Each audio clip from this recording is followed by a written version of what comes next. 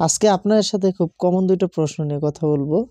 এক নাম্বার হচ্ছে আমার কাছে টাকা নাই, আর দ্বিতীয়ত হচ্ছে অল্প পুঁজি নিয়ে কিভাবে বিজনেসটা ডেভেলপ করা যায়। মাত্র ৫-৬ হাজার টাকা নিয়ে কিভাবে বিজনেসটা ডেভেলপ করা যায়।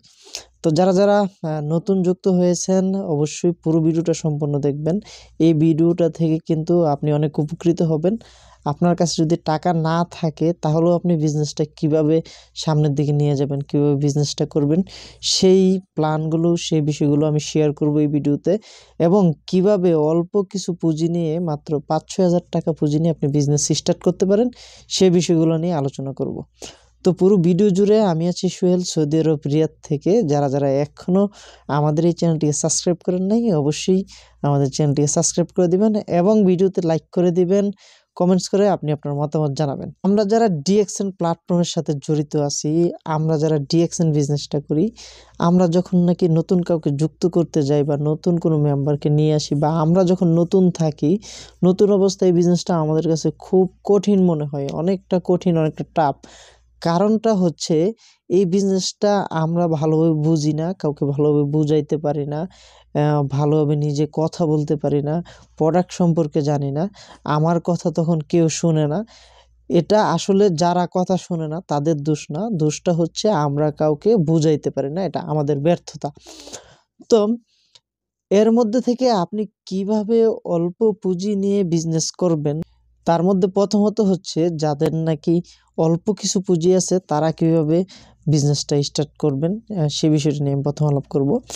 আপনারা জানেন প্রত্যেক মাসে আমাদের সিস্টেমে 1300 পিপির প্রোডাক্ট পারচেস করা লাগে। আপনি যদি 1300 পিপির প্রোডাক্ট পারচেস করেন তাহলে মাস শেষে আপনার একটা কমিশন আসে। এই 1300 পিপির প্রোডাক্ট পারচেস করার জন্য বাংলাদেশের ৬-৭ হাজার টাকার মতো খরচ পড়ে, বা আরও কমও পারা যায়।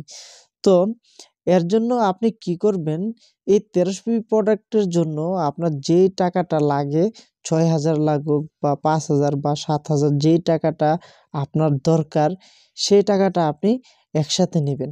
এবং নেওয়ার পরে এই 1300 পিপি প্রোডাক্টটা আপনি পারচেস করবেন হচ্ছে মাসের ১ থেকে ৫ তারিখের মাধ্যমে।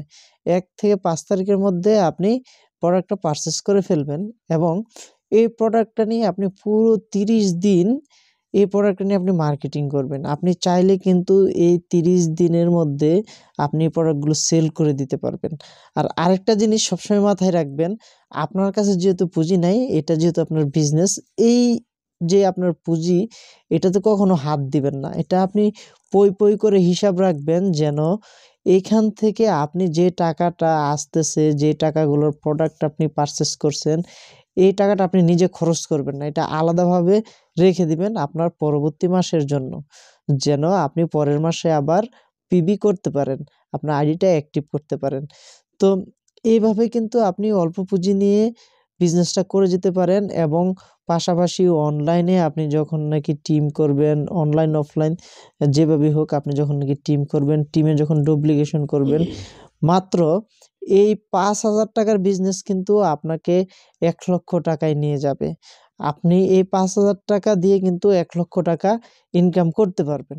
তো এই ফর্মুলাটা যাদের নাকি নগদ ইনকামের দরকার আপনারা করতে পারেন। যারা আর্থিকভাবে সমস্যায় আছেন আপনারা কিন্তু এভাবে কাজটা করতে পারেন। দ্বিতীয় একটা প্রশ্ন হচ্ছে, জয়েন করার পর যখন নাকি আমরা আইডি অ্যাক্টিভ করতে বলি, বা আপনি যখন নিজে আইডি অ্যাক্টিভ করতে চান, আপনার কাছে সবচেয়ে বড় একটা অজুহাত থাকে, সেটা হচ্ছে যে আপনার কাছে কোনো টাকা নাই।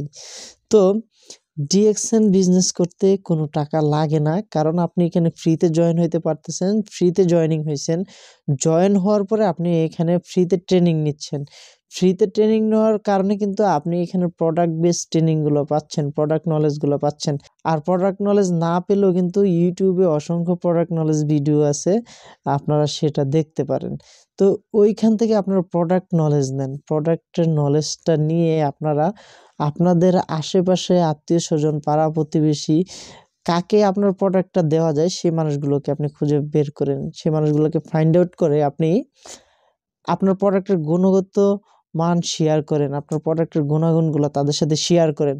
যখনই আপনি তাদের কাছে শেয়ার করবেন, শেয়ার করলে দেখবেন যে আপনার অর্ডার আসতে শুরু করবে। আর যখনই আপনার অর্ডার হবে তখন আপনি তাদের কাছ থেকে অ্যাডভান্স টাকা নিয়ে নেন। অ্যাডভান্স টাকা নিয়ে আপনি প্রোডাক্টটা নিয়ে আসেন, এনে এখানে আপনার যেহেতু মেম্বার, আপনি যেহেতু ডিস্ট্রিবিউটর, আপনি কিন্তু ডিস্ট্রিবিউটর প্রাইজে প্রোডাক্টটা পাচ্ছেন।